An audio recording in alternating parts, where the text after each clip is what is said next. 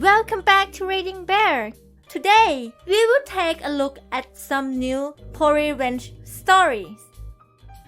And if you enjoyed my content, please don't forget to subscribe to my channel and post some bear emojis in the comments. Let's go! The first one is titled, "Sometimes the best way is just to smile and do what you're told." I used to work for a company that was terrible about promising the moon and then dropping the responsibility for delivering it squarely on me. They promised customers hardware features that nobody in the industry offered. Then they'd dump it in my lap and say, "Make it happen." Then the salesman who sold it would scream over things taking twice as long to install than they budgeted for. When you sell people things that don't exist yet, don't be surprised when it takes a tad longer than the handy spreadsheet corporate sent you say it will take. It really ate into their commission, so some of them wised up and would consult me before bidding a job with anything weird. One guy just never got the message. He did it over and over again, without so much as a "thank you" for bailing him out. I did my job, and I took pride in it, but one day he had the temerity to complain to our parent company about my open disdain for their lack of quality. It was no surprise to them as I was always ranting to their quality control people over stupid crap that they shipped out. I'm talking about receiving stuff with half the components falling off the board because that half of the board hadn't been soldered properly. Other things would come in, with parts missing, or the motor running backward, etc. Of course all of them had quality control stickers on them claiming that they had passed some inspection or other. So far as I could tell, the only way some of them would have passed even a visual inspection would have been if they were using satellite imagery. On most jobs, 4 out of 10 devices failed on initial power-up. Of the remaining 6, more than half would fail in the first year of operation. I'm a bit of a perfectionist when it comes to my work, and this always upset and embarrassed me. The conversation started over him trying to blame me for the number of warranty claims. He insisted that I must not be grounding things properly. Never mind, every branch of the company was having the same trouble. I do admit to going on a bit of a tirade, but I was beyond fed up at this point and didn't really care whether I got fired or not. I take pride in my work. Turd polishing is not something I signed up for, nor do I tolerate it quietly. Especially when the company hasn't given anyone a decent raise in almost 5 years. Mr. Let's blame the guy who saves my bacon had just sold another real science project that involved field modifying our equipment to add a feature that it was never intended to have. Meanwhile, 6 different companies had equipment that had to be cajoled into playing nice with our stuff and each other. Of course, on jobs like that, the final connections and making everything work together always gets overlooked when contracts are drawn up. You always end up with everyone arguing that they aren't responsible and trying to push it off onto everyone else. It quickly escalates up the chain of command. Well, this time was no different. When I called to get him involved, he texted me back saying he didn't have time to deal with it. He was heading out for a 3-week vacation starting that Friday and had more important things to do. In the end, all I could get out of him was, "I don't care how you do it, just make it happen." Normally I'd have pushed the issue, but for once I didn't. I meekly did what I was told and made it happen. I never once slacked off, but let me tell you, after a month of 70-hour work weeks, those jobs had some of the best documentation and the prettiest wiring harnesses I've ever made. Nobody had to argue about a thing.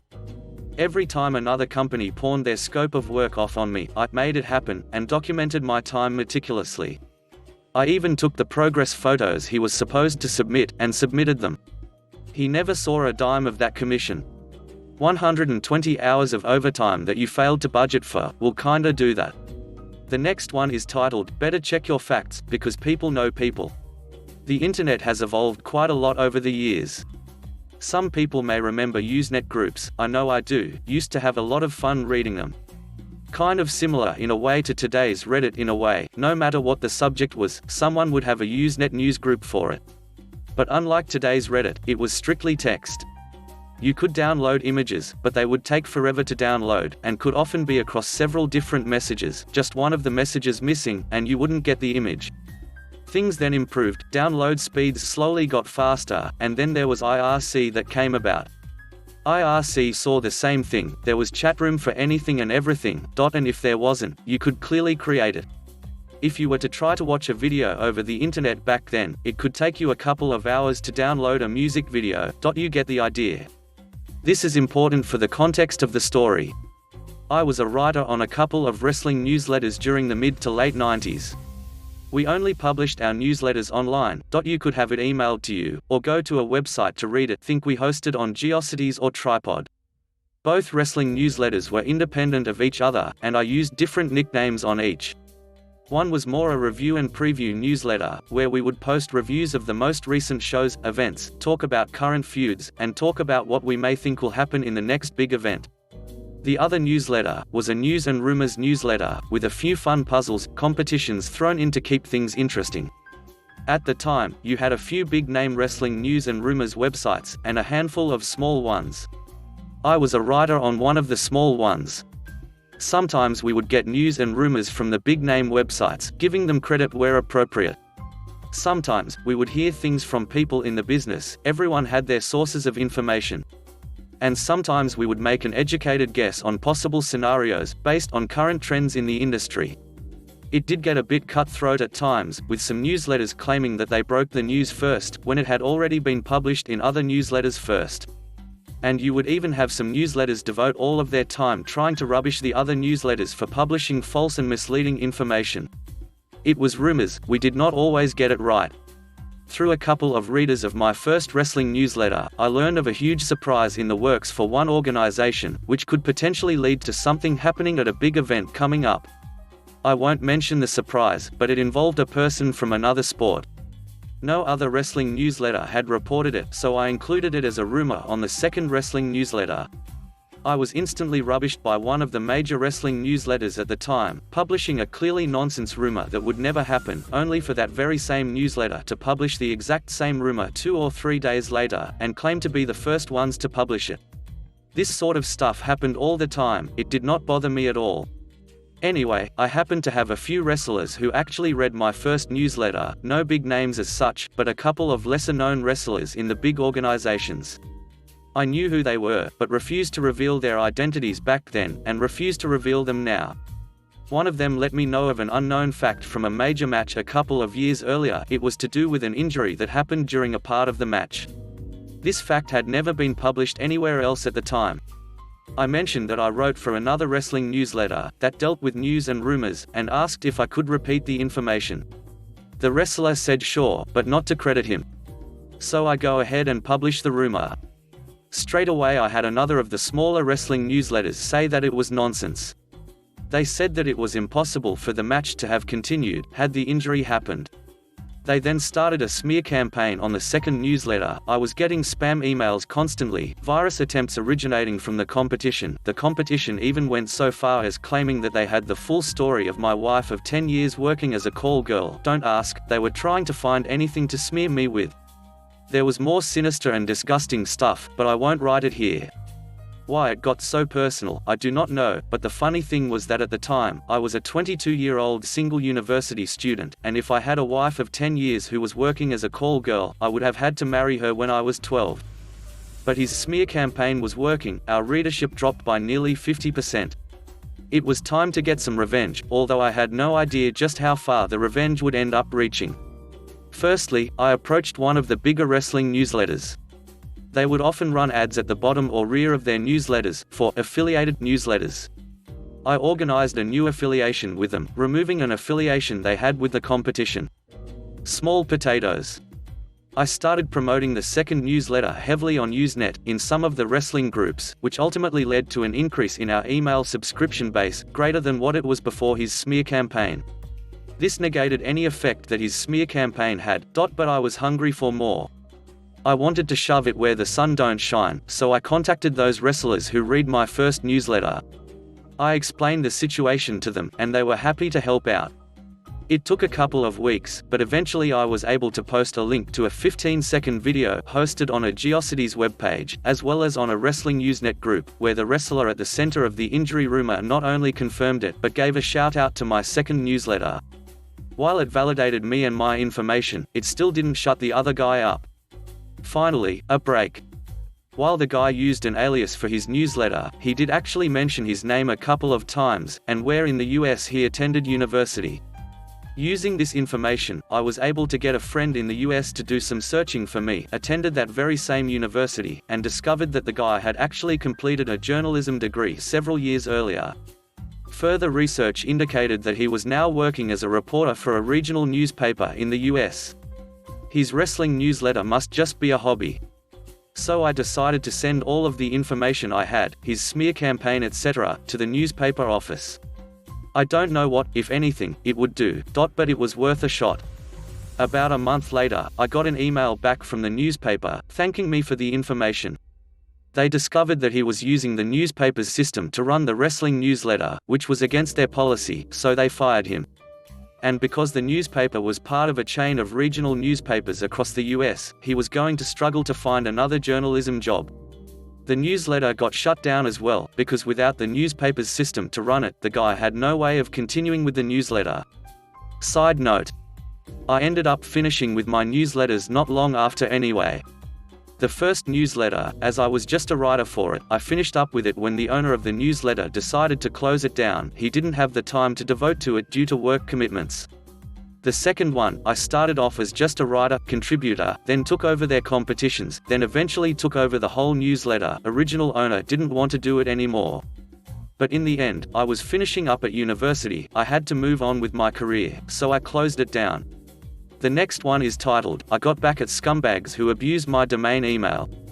Until recently I had a small IT consulting business, a domain I have had since 1996, and a Google Apps account using my domain.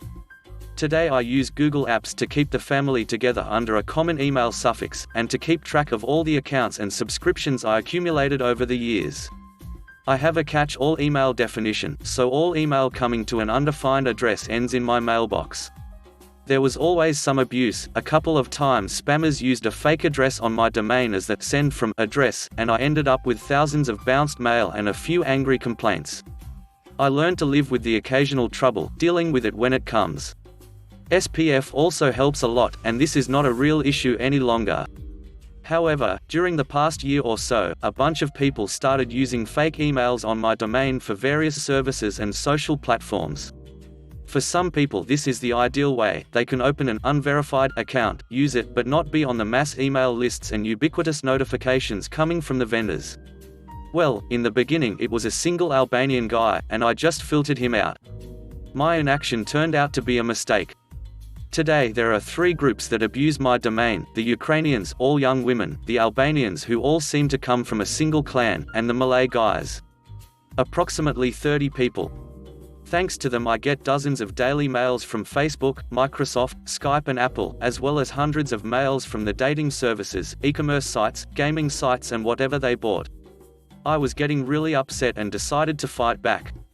My first action was 6 months ago, against M, an Albanian guy whose name was getting 30 to 40 daily invitations to play silly games on Facebook. All coming into my mailbox. I searched my mailbox and found out that he is also registered to Dropbox. I reset his password, and peeked at his files. Mostly boring stuff, birthdays with candles and cakes, some travels. Except for one folder where he keeps his smut collection. Bingo.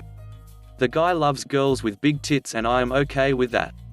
One picture in particular caught my fancy. He took a selfie of himself during intercourse with a girl whose face I saw in the family pictures. Step 2 was to hijack his Facebook password and post the shared link. The Facebook account was closed after less than 48 hours. I placed M on a Google Delete filter. Action number 2 was a couple of days later. O is a nice Ukrainian girl in her 20s, with a penchant for online dating services. She had subscriptions to at least 10 such sites, plus paid subscriptions to several horoscope and psychic readings. Needless to say, dating sites generate zillions of marketing emails, or at least so it seemed to me. And I really don't think highly of people who manage their lives according to the horoscope. I am a one-trick pony. What worked for M will work for O. I reset her password on 2 dating sites and changed her description to read, I like sex with older men, preferably hairy and bald. I also like dogs. Big dogs.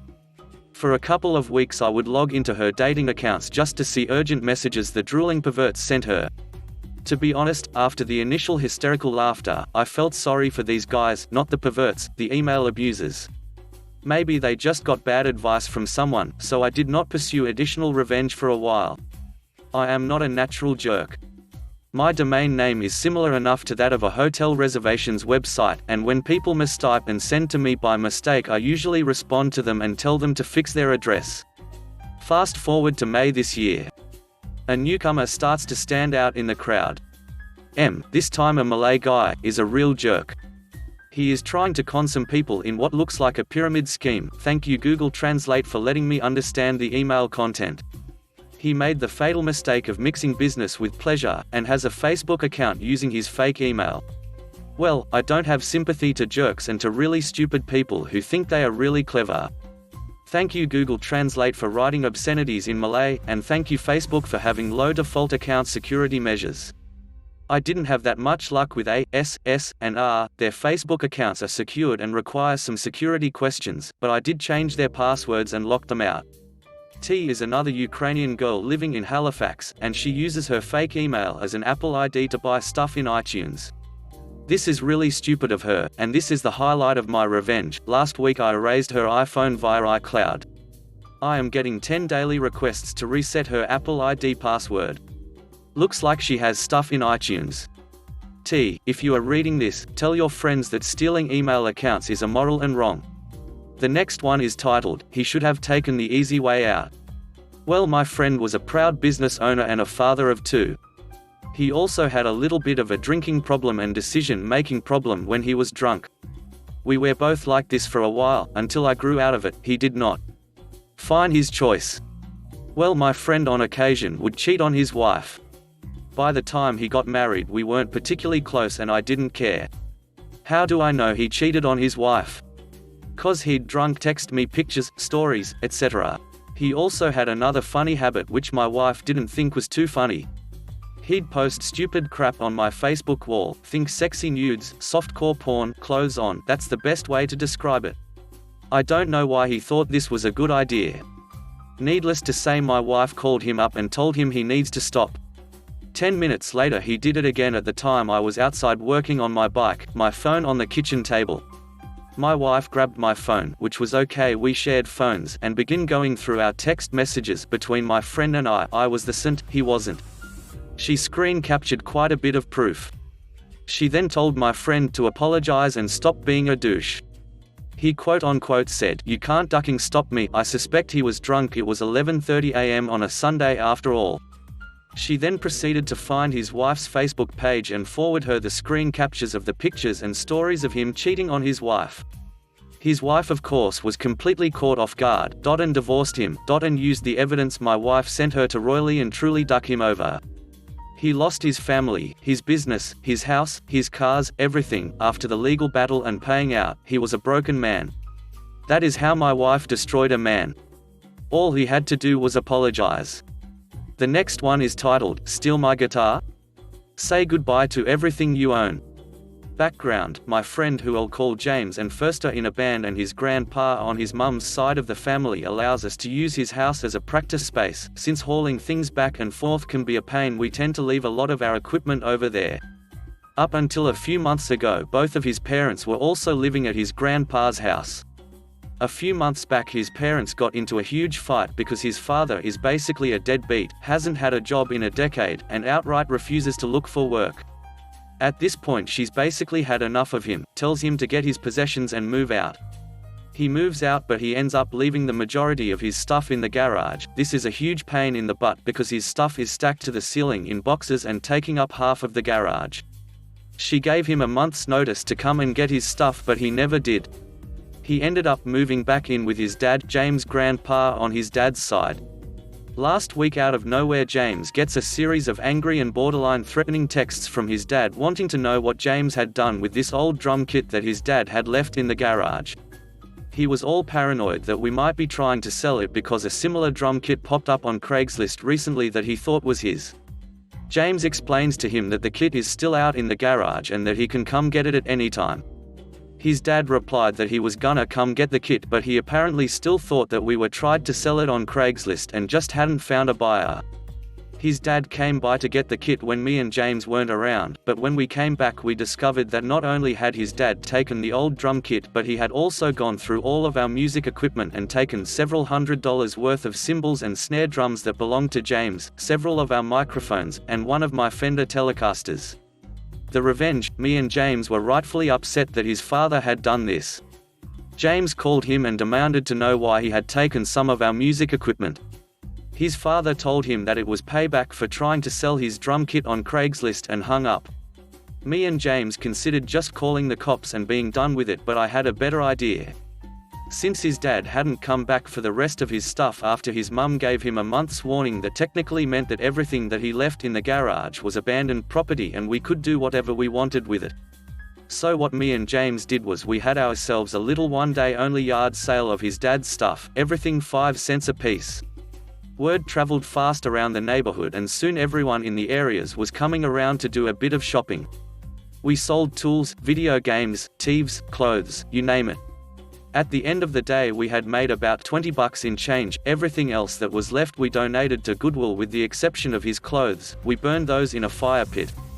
With virtually everything his dad owned sold, donated, or burned, the only thing left to do was to go get our stuff back. At around 8 a.m. the morning after, we rolled over to James' other grandpa's house, the one on his dad's side, and knocked on the door. His dad was still sleeping, but James' grandpa opened the door. He invited us in and we gave him the rundown of everything that had happened. James' grandpa was upset. He woke James' dad up and absolutely laid into him verbally. After he was done yelling at him, he forced him to give us all of our music equipment back and to apologize. Right before we left, I handed James' dad a jar full of nickels and told him what we had done with all his stuff. If looks could kill, I'd be dead now, but he just told me to duck off and went back inside. The last one is titled, There Goes the Neighborhood. When I was young, high school age, I lived with my family in a middle upper class suburb. Everybody in the community got along, and for the most part, life there was quiet, peaceful, and enjoyable. That is, of course, for one major exception of the house next to mine, which was rented by Mr. Public Nuisance, PN. Be it drug, alcohol-fueled parties, drug busts, and constant eviction notices, there was rarely more than a week that went by without some sort of police involvement. To put PN into perspective, he would have failed to get a job being a dirtbag, simply because he was overqualified. One fateful night, however, the neighborhood got even. It was about 11 p.m. on a spring night. Myself and family are attempting to sleep, however the party bumping from the other side of the fence is making sleep, or even clear thought, all but impossible. Police had already been called, volumes had been turned down, and then turned back up again as soon as the police car had pulled around the corner. I crawled out of bed and made my way out to the living room. The front door was open, and my father was standing out front, in conference with the neighborhood pajama committee. They dispersed and my father came back inside. I asked him what was happening. "Just be quiet and follow me." I followed my father out of the house into the backyard, where he opened up the valves for our hoses. They bulged under the pressure. He handed me one of the nozzles and whispered, on my command. We both walked over to the fence and took aim. My father waited, checking his watch, until finally, his arm dropped. Streams of water appeared from all around, and jettisoned into PN's yard. Sounds of drunken partying turned to screams of shock. Now would probably be a good time to note that the neighborhood water supply was winter runoff, which usually sat just above freezing temperatures. In the cool spring air, it was probably quite uncomfortable. Screams of shock were eventually overpowered by a yell of rage. PN had lost it, and was screaming half-slurred expletives. We shut the water off, and somebody yelled back, "Sorry," thought it was the dog. A few minutes later, the neighborhood pajama committee had recommuned, and was giggling among each other. PN was standing in the nude in front of his house, continuing to yell at the top of his lungs. At that moment, a police car pulled around the corner. Long story short, PN was taken to jail on charges of providing alcohol to minors, indecent exposure, lewd acts with a girl under the age of 18, and a slew of other alcohol, drug charges. He pleaded guilty to many of the charges, and evaded jail time. However, because he now had a record of sexual assault, he was forced to move away from our community, and the many schools that were nearby. Thanks for listening.